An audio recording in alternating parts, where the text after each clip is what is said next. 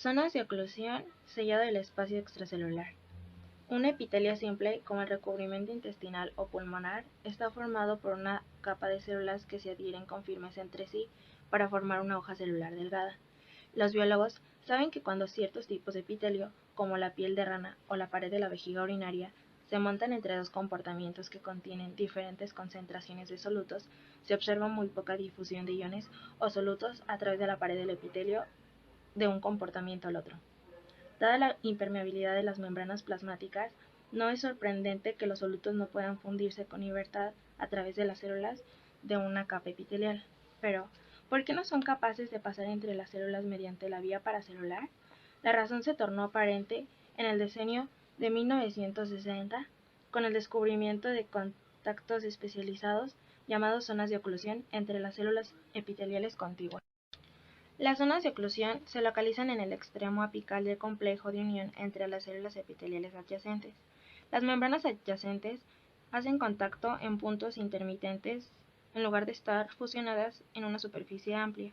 Los puntos de contacto entre las células son sitios en los que las proteínas integrales de dos membranas adyacentes se hallan en el espacio extracelular.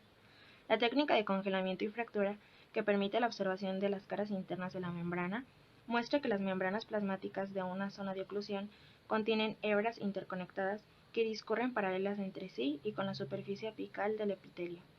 Las fibras o hendidores en la cara opuesta de una membrana fracturada corresponden a pares de hileras de proteínas integrales de membrana alineadas. Las proteínas integrales de las zonas de oclusión forman fibrillas continuas que rodean por completo a la célula, como una junta, y establecen contacto con las células próximas por todos lados.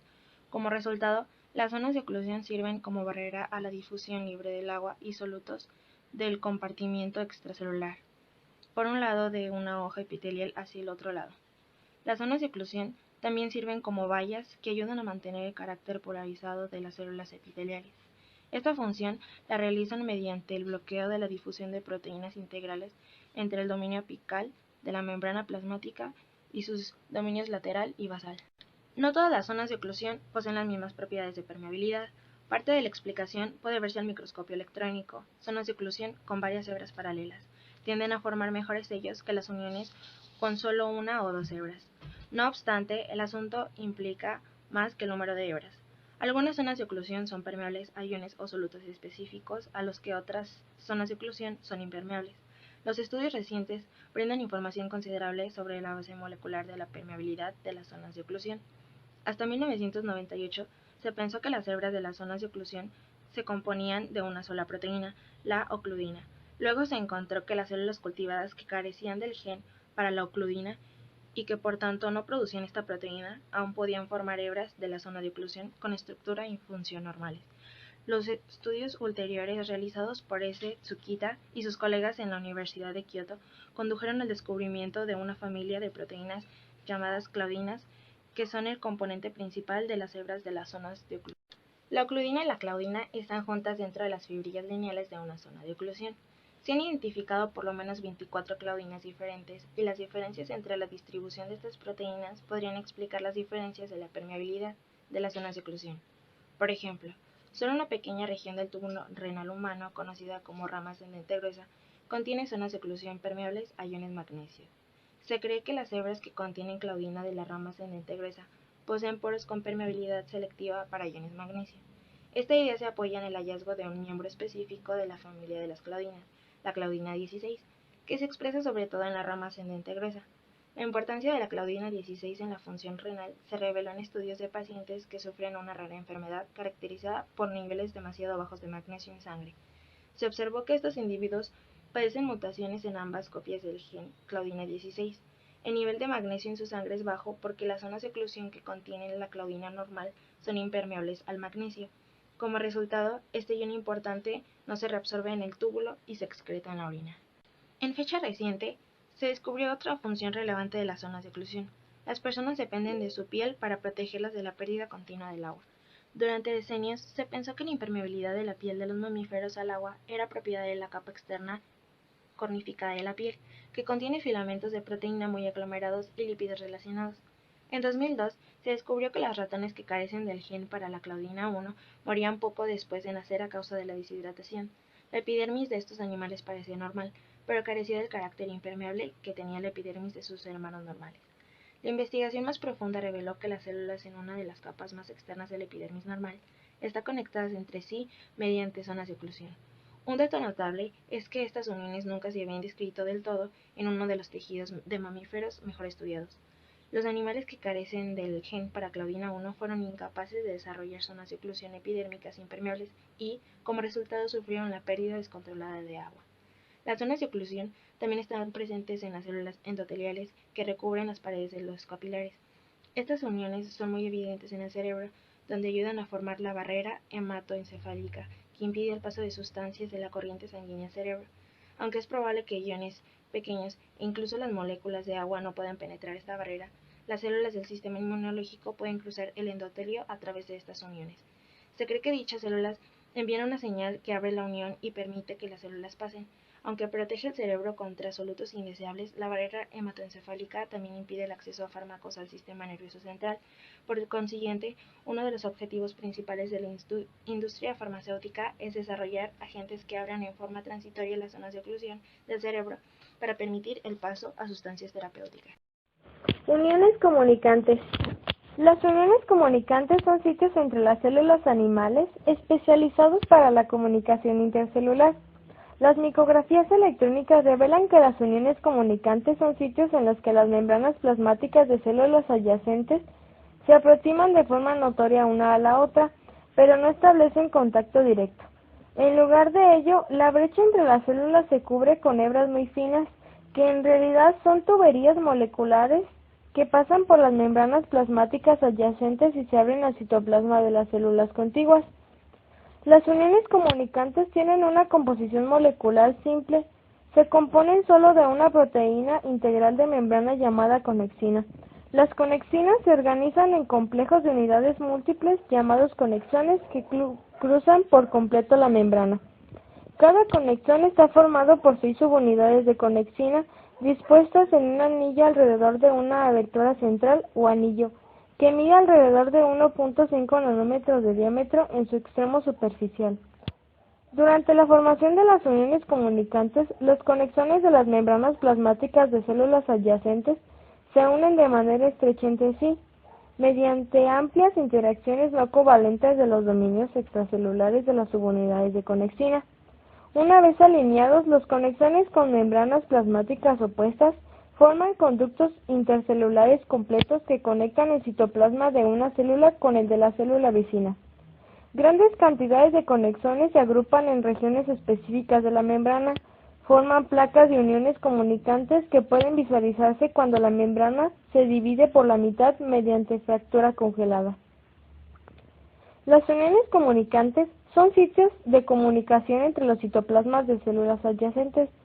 Las células de comunicación intercelular mediante uniones se revelan mediante el paso de corrientes iónicas o tintes de bajo peso molecular, como la fluorescencia de una célula a sus vecinas.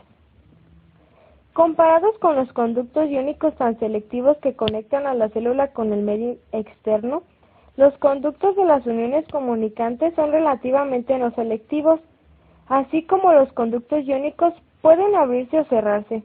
También se cree que los conductos de las uniones comunicantes son controlados. Es probable que el cierre del canal esté controlado sobre todo por la fosforilación de subunidades de conexina. El cierre también puede iniciarse por cambios en el voltaje o concentraciones altas normales de calcio. La estimulación de células musculares o lisas ocurre cuando un proceso diferente en el que intervienen las uniones comunicantes.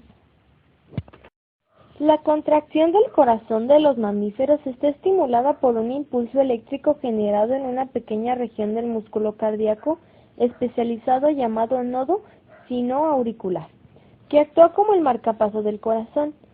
El impulso se propaga con rapidez cuando una corriente de iones fluye por las uniones comunicantes de una célula miocardia a otra, lo que hace que las células se contraigan en sincronía. De igual manera, el flujo de iones por las uniones comunicantes que conectan las células del músculo liso en la pared del esófago o el intestino Permite la generación de ondas peristálticas coordinadas que se mueven por todo el largo de la pared. Las uniones comunicantes ponen en contacto citoplásmico estrecho a muchas células de un tejido. Esto tiene consecuencias fisiológicas de importancia, porque varias sustancias con intensa actividad reguladora como el AMP cíclico y los fosfatos de inositol son lo bastante pequeñas para caber por los conductos de las uniones comunicantes. Como resultado, las uniones comunicantes tienen la capacidad de integrar las actividades de las células individuales de un tejido para que funcionen como unidad. Por ejemplo, si solo unas cuantas células cerca de un vaso sanguíneo particular reciben el estímulo de una hormona, el estímulo puede transmitirse con rapidez a todas las células del tejido. Las uniones comunicantes también permiten que las células mantengan una cooperación metabólica al compartir metabolitos clave como ATP, fosfatos de azúcares, aminoácidos y muchas enzimas que son lo bastante pequeñas para pasar por estos conductos intercelulares. Esto reviste especial importancia en tejidos avasculares, es decir, que carecen de vasos sanguíneos, como es el caso del cristalino del ojo. Las conexinas son proteínas con las que se forman las uniones comunicantes, pertenecen a una familia multigenética y se han identificado cerca de 20 conexinas con distintas distribuciones en tejidos específicos. Los conexones formados por diferentes conexinas muestran diferencias en conductancia, permeabilidad y regulación. En algunos casos, los conexones de las células vecinas que se forman de conexinas diferentes pueden ensamblarse y formar conductos funcionales y en otros casos no sucede así.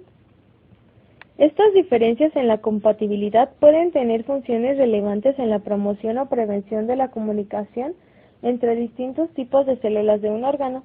Por ejemplo, los conexones que se unen a las miocardias se componen de conexina 43, mientras que los conexones que unen a las células se forman con la conexina 40. Como estas dos conexinas forman conexones incompatibles, los dos tipos de células mantienen un aislamiento eléctrico entre sí, aunque conservan el contacto físico. Hay varios trastornos hereditarios relacionados con mutaciones en los genes que codifican las conexinas, y algunas de sus consecuencias son sordera, ceguera, anormalidades de la piel y degeneración nerviosa.